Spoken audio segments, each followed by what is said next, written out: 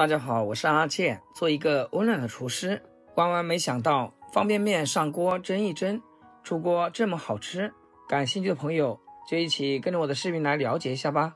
我们先来准备一个大碗，往里面加入1小勺食盐，再倒入1大碗的清水，将食盐搅拌化开，再把准备好的面饼放进来浸泡一下，用筷子轻轻按压面饼，让面饼所有的部位都均匀沾上水，这样才能让面饼受热一致，蒸出来的口感才会软乎乎又有嚼劲，不会出现外熟里生的情况。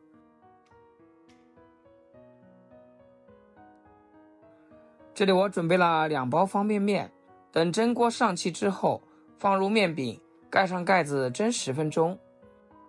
利用这个时间，咱们准备几根小葱，对折切开之后切成葱花备用。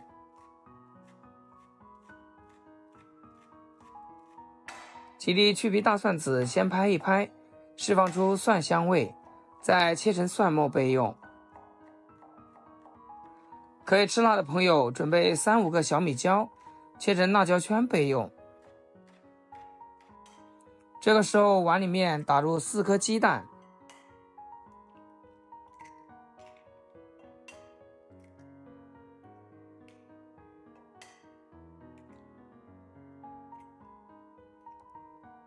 往里面加入1小勺食盐，1小勺胡椒粉，1小勺松茸鲜，切好的蒜末、辣椒圈、葱花全部加进来，用筷子搅散，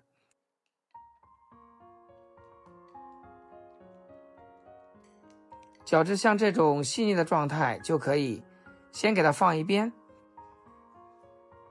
这时候咱们的面饼也蒸好了，这种蒸过的面饼看上去非常的劲道，下手给它抖散，也可以像我这样子用剪刀给它剪碎一点，这样更方便烹饪。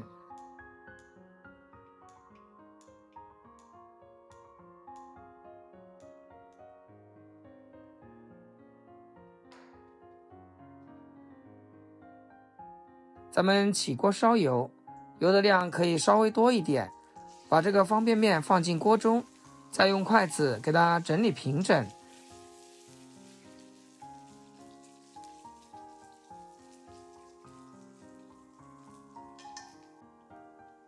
再把刚才打好的鸡蛋液给它淋进去，淋进去以后，咱们一定要给它尽量铺均匀一点。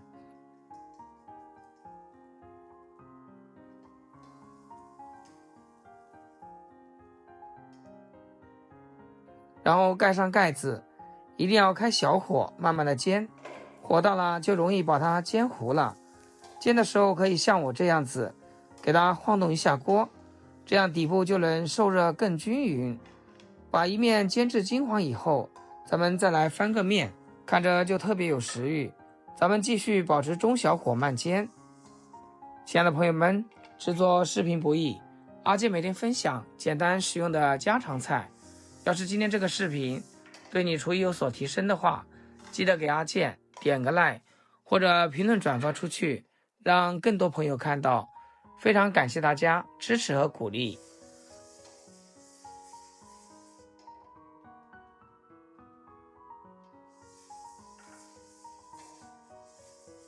最后给它煎至2面金黄，大概1分钟左右就可以出锅啦。这个方便面鸡蛋饼就大功告成。